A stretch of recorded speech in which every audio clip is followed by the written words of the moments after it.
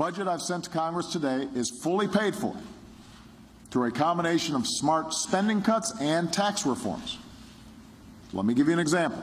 Right now, our tax code is full of loopholes for special interests, like the trust fund loophole that allows the wealthiest Americans to avoid paying taxes on their unearned income.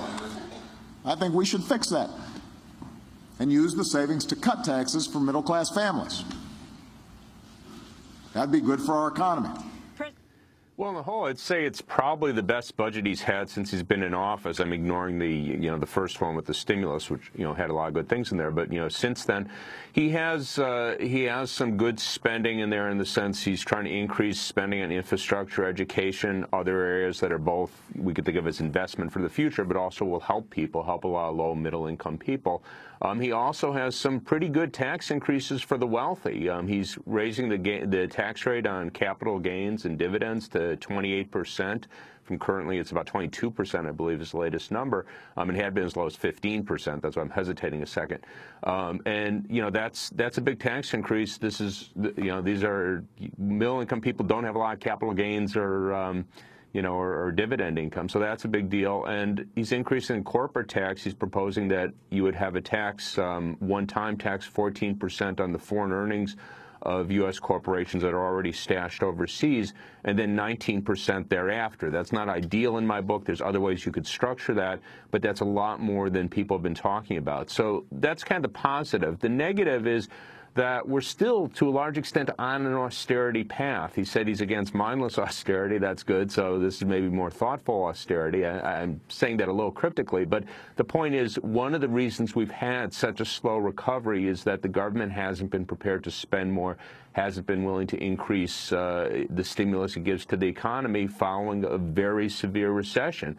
Every other recession, we've done that. In this case, instead of spending more, we're spending less. We're cutting back government employment. That's hampered growth. And we're still well below full employment, well below the economy's potential. The Congressional Budget Office puts us at about 4 percentage points below the economy's potential. That means, in effect, we're throwing $720 billion a year in goods and services that we could be producing into the garbage.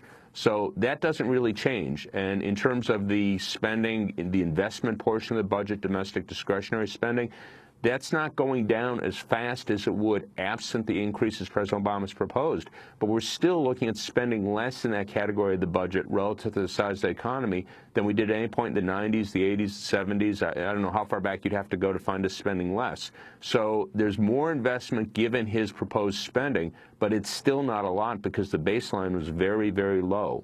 So on the whole, very mixed story. I'm not going to accept a budget that locks in sequestration going forward.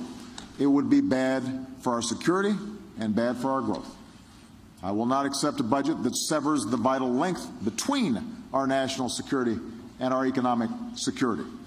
I know there's some on Capitol Hill would say, well, we'd be willing to increase defense spending, but we're not going to increase investments in infrastructure, for example, or basic research. Well, those two things go hand in hand.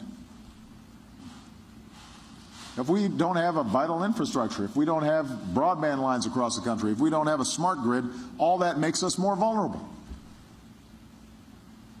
America can't afford being short-sighted, and I'm not going to allow it. Well, sequestration was basically a phasing down of spending, both on the military side and domestic discretionary. So that was a damper on economic growth. Again, we're in this situation, to my mind, a very perverse one, where you have people running around Washington, certainly the Republicans, but unfortunately many Democrats as well, saying, oh, we want to get the budget deficit down, and they're patting themselves on the back. We reduced the budget deficit so much. And I'm going, well, we need demand in the economy. So what you're patting yourself on the back for is pulling money out of the economy, reducing growth, reducing employment. I'm not happy about that. That's not a good story. You threw people out of work.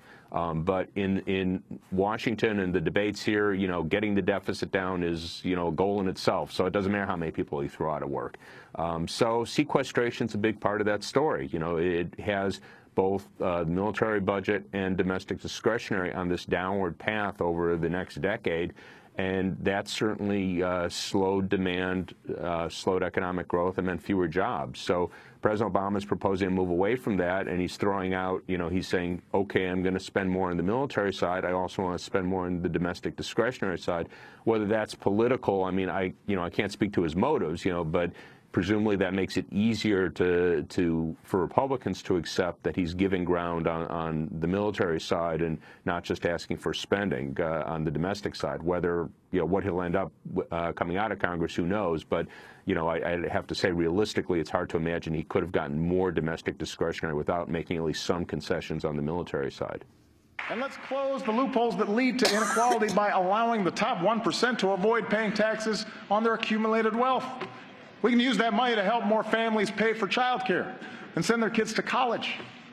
We need a tax code that truly helps working Americans trying to get a leg up in the new economy, and we can achieve that together. Well, there's a few things in here. I mentioned before that he's proposing to raise the tax rate on capital gains and dividend income from 22% to 28%. That's a big increase for wealthy people, because that's where, you think of the Bill Gateses, the Warren Buffetts, that's where most of their income's coming from. They own a lot of stock and they're getting dividend payouts. They sell it for a profit. And as it stands, they're paying a lower tax rate than, middle income people are paying 25, 28%. So this is a very big step in the right direction. It's the New York Times had a piece. This is spreading the wealth around. They had this being socialism or whatever. I like to point out 28% is the rate that Ronald Reagan signed off on back in 1986 in the tax reform. So that's hardly, an exorbitant rate. We've been there before, but I'm glad to see him go in that direction.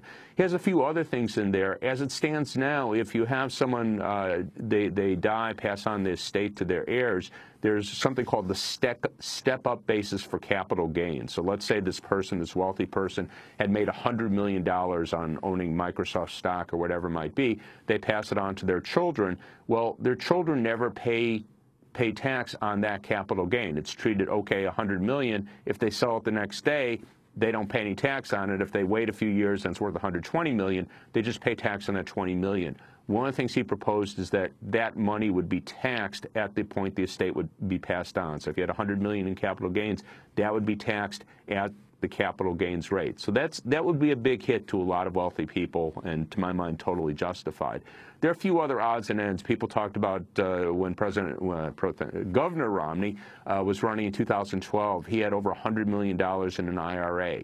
A tax-sheltered account. He proposed limiting that, I forget, $3 million, $4 million, something that, any middle-income person is going to be under. So, this is supposed to be a middle-income savings vehicle, not something for the richest in the country to shield their income from wealth.